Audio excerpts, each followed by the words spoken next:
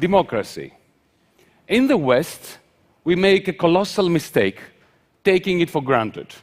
We see democracy not as the most fragile of flowers that it really is, but we see it as part of our society's furniture. We tend to think of it as an intransient given. We mistakenly believe that capitalism begets inevitably democracy. It doesn't. Singapore's Lee Kuan Yew and his great imitators in Beijing have demonstrated beyond reasonable doubt that it is perfectly possible to have a flourishing capitalism, spectacular growth, while politics remains democracy-free. Indeed, democracy is receding in our neck of the woods here in Europe. Earlier this year, while I was representing Greece, the newly elected Greek government, in the Eurogroup as its finance minister, I was told in no uncertain terms that our nation's democratic process, our elections, could not be allowed to interfere with the economic policies that were being implemented in Greece. At that moment, I felt that there could be no greater vindication of Lee Kuan Yew, of the Chinese Communist Party, indeed of some recalcitrant friends of mine who kept telling me that democracy would be banned if it ever threatened to change anything. Tonight, here, I want to present to you an economic case for an authentic democracy. I want to ask you to join me in believing, again, that Lee Kuan Yew, the Chinese Communist Party, and indeed the Eurogroup are wrong in believing that we can dispense with democracy.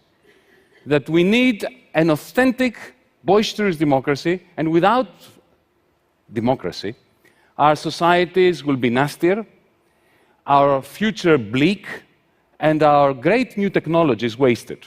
Speaking of waste, allow me to point out an interesting paradox that is threatening our economies as we speak. I call it the Twin Peaks paradox. One peak, you understand, you know it, you recognize it, is the mountain of debts that has been casting a long shadow over the United States, Europe, the whole world. We all recognize the mountain of debts.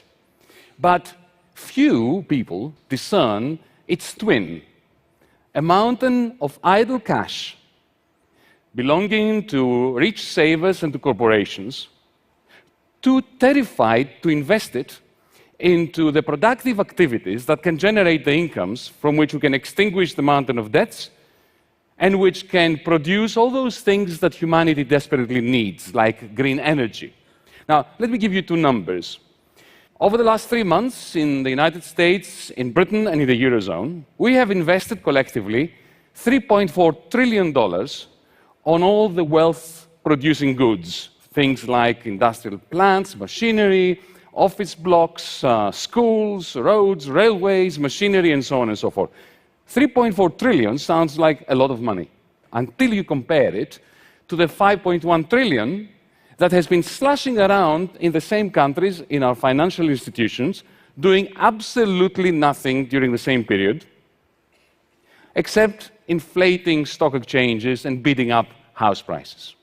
So, a mountain of debt and a mountain of idle cash form twin peaks, failing to cancel each other out through the normal operation of the markets. The result is stagnant wages.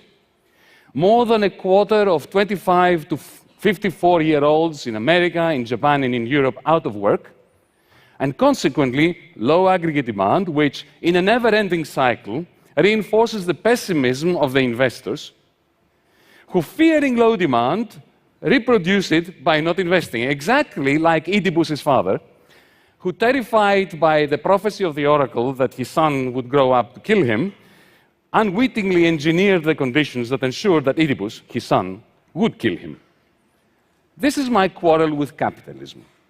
Its gross wastefulness. All this idle cash should be energized to improve lives, to develop human talents, and indeed to finance all these technologies, green technologies, which are absolutely essential for saving planet Earth. Am I right in believing that democracy might be the answer? I believe so, but before we move on, what do we mean by democracy?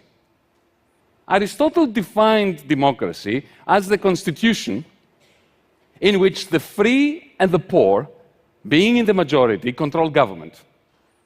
Now, of course, Athenian democracy excluded too many: women, migrants, and of course the slaves. But it would be a mistake to dismiss the significance of ancient Athenian democracy on the basis of whom it excluded.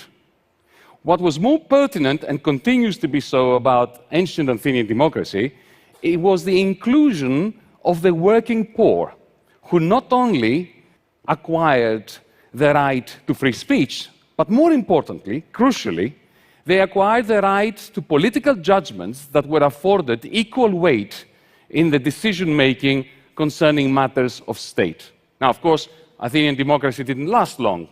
Like a candle that burns brightly, it burned out quickly. And indeed, our liberal democracies today do not have their roots in ancient Athens. They have their roots in the Magna Carta, in the 1688 Glorious Revolution, indeed in the American Constitution.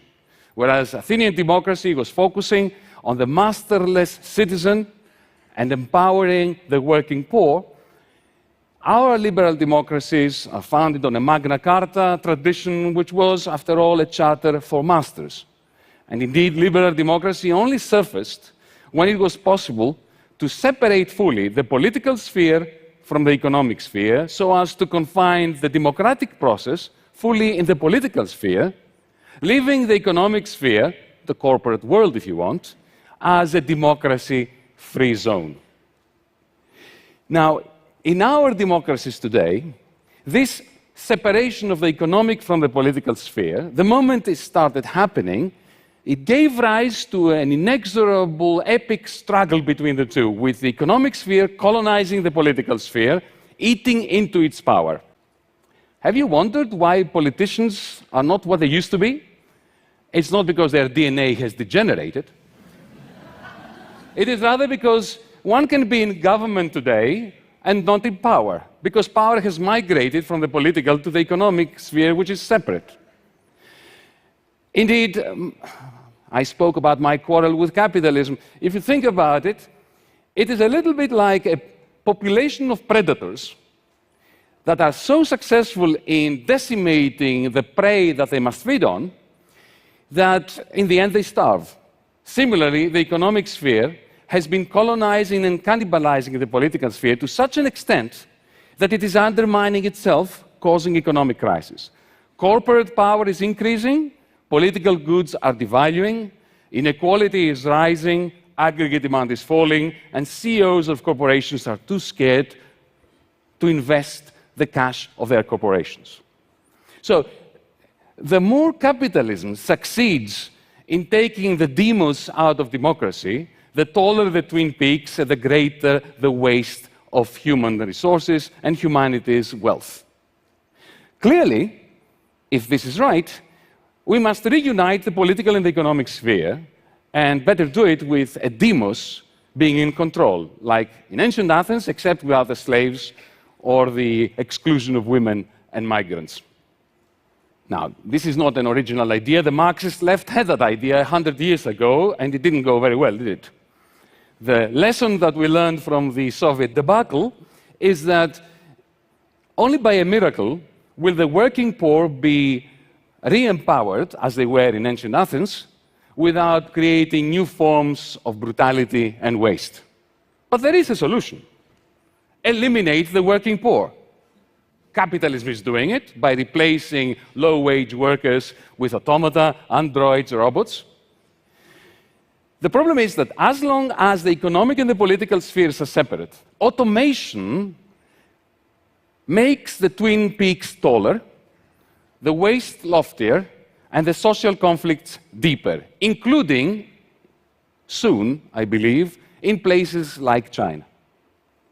So we need to reconfigure, we need to reunite the economic and the political spheres, but we better do it by democratizing the reunified sphere, lest we end up with a surveillance-mad hyper-autocracy that makes The Matrix, the movie, look like a documentary. So the question is not whether capitalism will survive the technological innovations it is spawning. The more interesting question is whether capitalism will be succeeded by something resembling a Matrix dystopia, or something much closer to a Star Trek-like society, where machines serve the humans, and the humans expend their energies exploring the universe and indulging in long debates about the meaning of life in some ancient Athenian-like high-tech agora. I think we can afford to be optimistic. But what would it take? What would it look like to have this Star Trek-like utopia instead of the Matrix-like dystopia? In practical terms, allow me to share just briefly a couple of examples. At the level of the enterprise, imagine a capital market where you earn capital as you work, and where your capital follows you from one job to another, from one company to another, and the company, whichever one you happen to work at that time, is solely owned by those who happen to work in it at that moment. Then all income stems from capital, from profits. And the very concept of wage labor becomes obsolete. No more separation between those who own but do not work in the company and those who work but do not own the company. No more a tug of war between capital and labor. No great gap between investment and saving. Indeed, no towering twin peaks. At the level of the global political economy, imagine for a moment that our national currencies have a free-floating exchange rate with a universal, global, digital currency, one that is issued by the International Monetary Fund, the G20, on behalf of all humanity. And imagine further that all international trade is denominated in this currency. Let's call it the cosmos, in units of cosmos. With every government agreeing to be paying into a common fund a sum of cosmos units proportional to the country's trade deficit, or indeed to a country's trade surplus. And imagine that that fund is utilized to invest in green technologies, especially in parts of the world where investment funding is scarce. This is not a new idea. It's what, effectively, John Maynard Keynes proposed in 1944 at the Bretton Woods Conference. The problem is that back then, they didn't have the technology to implement it. Now we do, especially in the context of a reunified political, economic sphere.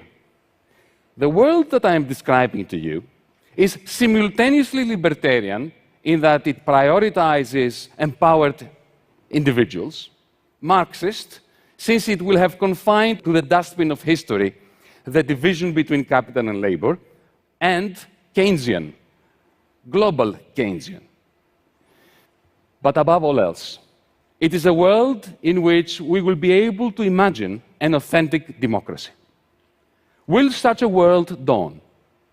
Or shall we descend into a Matrix-like dystopia? The answer lies in a political choice that we shall be making collectively. It is our choice, and we better make it democratically. Thank you.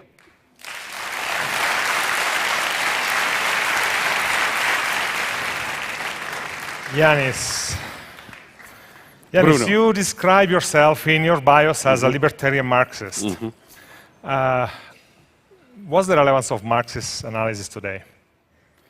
Well, if there was any relevance in what I just said, then Marx is relevant, because the whole point of reunifying the political and the economic is, if we don't do it, then technological innovation is going to create such a massive fall in aggregate demand, what Larry Summers refers to as secular stagnation. With this crisis migrating from one part of the world, as it is now, that it will destabilize not only our democracies, but even the emerging world that is not that keen on liberal democracy. So if this analysis holds water, then Marx is absolutely relevant, but so is Hayek. That's why I'm a libertarian Marxist. So is Keynes. So that's why I'm totally confused. Indeed, and possibly we are too now. If you're not confused, you're not thinking, okay? Okay. That's very, very Greek philosopher kind of thing to say. Well, that was Einstein, actually. But Yes. During your talk, you mentioned Singapore and China. And yesterday night at the speaker dinner, you expressed a pretty strong opinion about how the West looks at China. Would you like to share that? Well, there is a great degree of hypocrisy. In our liberal democracies, we have a semblance of democracy. It's because we have confined, as I was saying in my talk, democracy to the political sphere, while leaving the one sphere where all the action is, the economic sphere, a completely democracy-free zone.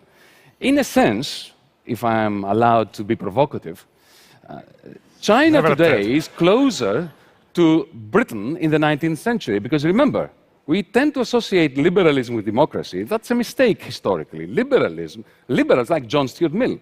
John Stuart Mill was particularly skeptical about the democratic process. So what you are seeing now in China is a very similar process to the one that we had in Britain during the Industrial Revolution, especially the transition from the first to the second. And to be castigating China for doing that which the West did in the 19th century smacks of hypocrisy. I am sure that many people here are wondering about your experience as a finance minister of Greece earlier this year. I knew this was coming. Yes. 6 months after, how do you look back at the first half of the year? Extremely exciting from a personal point of view, and very disappointing because we had an opportunity to reboot the Eurozone. Not just Greece, the Eurozone. To move away from the complacency and the constant denial that there was a massive, and there is a massive, architectural fault line going through the Eurozone, which is threatening massively the whole of the European Union process. We had an opportunity on the basis of the Greek program, which, by the way, was the first program to manifest that denial, to put it right. And unfortunately, the powers that be in the Eurozone, in the Eurogroup, chose to maintain denial. But you know what happens? This is the experience of the Soviet Union. When you try to keep alive an economic system that architecturally cannot survive, through political will and through authoritarianism, you may succeed in prolonging it, but when change happens, it happens very abruptly and catastrophically. What kind of change are you foreseeing? Well, there's no doubt that if we don't change the architecture of the Eurozone has no future. Did you do any mistake when you were finance minister? Every day. For example? Anybody who looks back... No, but seriously, if there is any minister of finance or of anything else for that matter who tells you after 6 months in a job, especially in such a stressful situation, that they have made no mistake, they're dangerous people. Of course I made mistakes. The greatest mistake was to sign the application for the extension of a loan agreement in the end of February. I was imagining that there was a genuine interest on the side of the creditors to find common ground, and there wasn't. They were simply interested in crashing our government just because they did not want to have to deal with the architectural fault lines that were running through the Eurozone, and because they didn't want to admit that for 5 years they were implementing a catastrophic program in Greece. We lost 1/3 of our nominal GDP. This is worse than the Great Depression. And no one has come clean from the troika of lenders that have been imposing this policy to say this was a colossal mistake. Despite all this and despite the aggressiveness of the discussion, though, you seem to be remaining quite pro-European. Absolutely. Look, my criticism of the European Union and the Eurozone comes from a person who lives and breathes Europe. My greatest fear is that the Eurozone will not survive, because if it doesn't, the centrifugal forces that will be unleashed will be demonic, and they will destroy the European Union. And that will be catastrophic, not just for Europe, but for the whole global economy. We are probably the largest economy in the world.